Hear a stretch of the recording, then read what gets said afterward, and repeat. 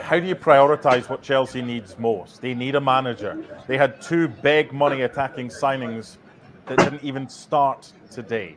They need a striker. Is this in any way a quick fix for Todd Boehly, or have they just made a mess of it over the past year since he took over? It's not a quick answer, that, you know. I mean, where do they go? Where do they go from here? They've got 7 games. They're in a holding pattern really until they identify the manager they want and get him in the door. I mean, first and foremost, what they've got to do is trim the squad down. They've got too many players. They've got 31, 32 first-team players on the books. That is obviously unsustainable. It looks as though they're not going to have any European football at all here. It's a small chance of the Europa Conference League. They need quite a lot to go their way for that to happen. But no European football is obviously another blow to their revenue. It puts them, you know, they often talk behind the scenes about the headroom they feel they've got with financial fair play, but that's going to restrict it quite a lot if they've got no income coming from European football next season. You see the reduced number of matches and the television income and all of that.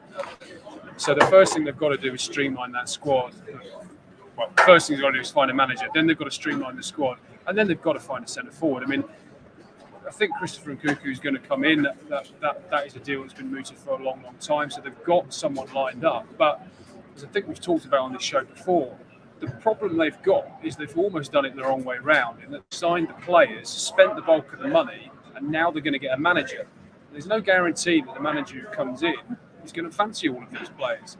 So they really need to identify who that manager is as soon as they possibly can, so they can start making decisions about who they want to get rid of, because they are going to have to sell 5, 6, 7 players, maybe more than that. They've got decisions to make on contracts. They've got people like Mason Mount, N'Golo Kante, although that one is, I think, coming closer to a positive conclusion. They've got all these decisions that need to be made, and yet for the next sort of 4 or 5 weeks, they're just going to be playing out the season.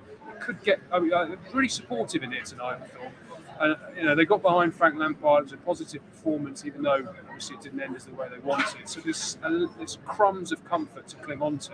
But this could be a really sort of toxic place in the next few weeks. If the season just completely unravels, the team sort of falls away and they lose, you know, 3, 4, 5 of those last 7 games.